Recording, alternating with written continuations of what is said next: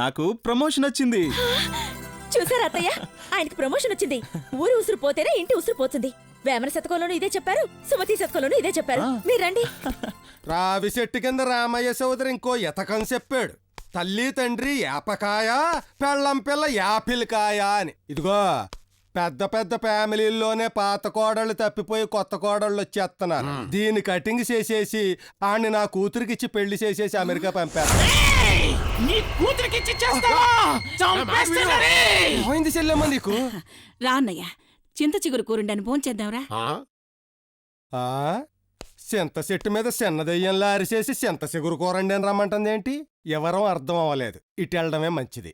ఈ రోజు చార్జ్ తీసుకున్నాను. Okay bye. మొదటి రోజు ఆఫీస్ కి మేడం ఫుడ్ ఫుల్ ప్రిపరేషనా? ప్రిపరేషనా? వాడేవాడండి మధ్యలో. మొత్తం నేనే వండి తీసుకొచ్చాను. ఇంగ్లీష్ లో నేను అదే అన్నాను మేడం. తెలుగు ఇంగ్లీష్ లో అలా ఉంటదా? అబ్బే, వేమన చెప్పలేదు, సుమతి చెప్పలేదు. హే, మైసూర్ పాక్. నాకు మైసూర్ పాక్ ఇష్టం. నీకెలా తెలుసు? మైసూర్ పాకా నేను పెట్టలేదండి. ఎలా వచ్చింది? అమ్మ పెట్టుంటుందిలే. పొద్దున్నుంచి వాళ్ళ ఇంట్లోనే లేరు. మరి ఎవరు పెట్టారు? ఎవరు పెట్టారో తెలుసా? ఎవరు? దయ్యం. అబ్బా, ఏంటండి ఆ మాటలు? నీళ్లు కూడా మర్చిపోయాను. వెళ్ళి తీసుకొస్తాను. ప్యూన్ తీసుకొస్తాడులే. అబ్బా, ఇది ఆఫీస్ అండి. ఏ కొళాయిలో నీళ్లు పట్టుకొస్తాడో తెలీదు. నేనే పట్టి తీసుకొస్తాను. ఇది కూడా కరెక్టే.